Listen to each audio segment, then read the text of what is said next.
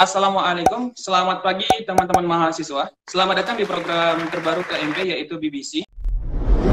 Untuk memilih-milih sumber-sumber belajar yang kita dapatkan melalui internet selama pandemi ini gimana?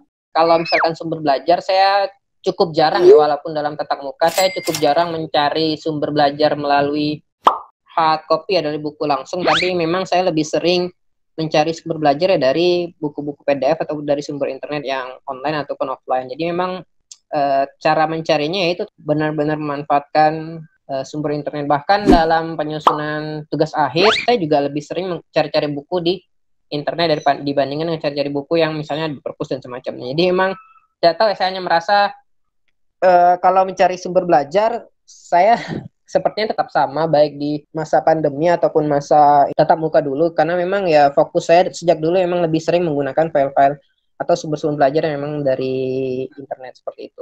Karena saya rasa ya, setiap kita menulis atau setiap kita belajar itu, saya belum pernah menemukan tidak ada sumber dari internet gitu. Jadi kalau tidak ketemu, maka saya mencoba menggali atau membandingkan atau menganalisa atau mengganti topik yang saya cari agar sesuai dengan yang ada di internet, misalnya kayak gitu. Jadi ya tidak terlalu fokus pada hard copy.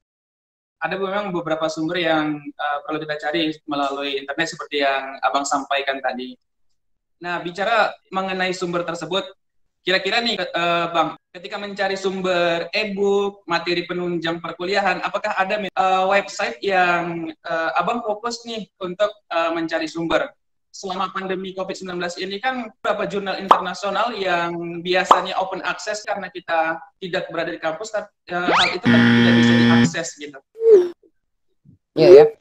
Jadi terkait sumber-sumber atau buku-buku yang tidak bisa diakses misalnya di luar kampus gitu ya.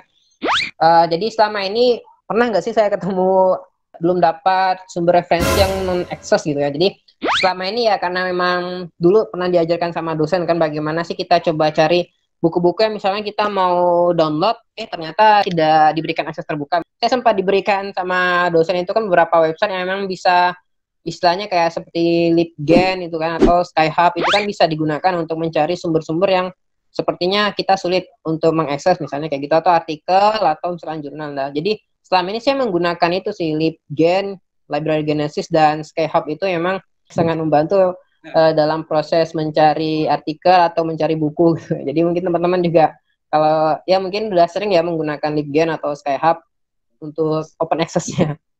Walaupun ya ada sedikit itunya ya, pro kontranya penggunaan itu. Saya menggunakan itu selama ini. Tapi setidaknya membantu mahasiswa ya Bang ya, untuk mengenai hal itu ya. Iya, ya menggunakan Skyhub itu cukup membantu ya, karena memang ya kita terkadang sulit untuk mengakses kan, walaupun banyak sih kalau kita cari di Google Scholar itu kan bisa tinggal di download kan, di download beberapa file PDF, artikel-artikel yang memang bisa mendukung tujuan kita atau artikel-artikel yang bisa mendukung pembelajaran kita. Alhamdulillah selama ini terpenuhi dari sumber-sumber seperti itu. Atau langsung aja cari di jurnal yang memang open access kan, udah banyak banget kan. Benar. Jurnal open access, nah kita cari aja jurnal itu di Nago, banyak ya sumber-sumber, apalagi dalam pendidikan. Wow. Luar biasa, sangat terpercaya kalau di sana menurut saya.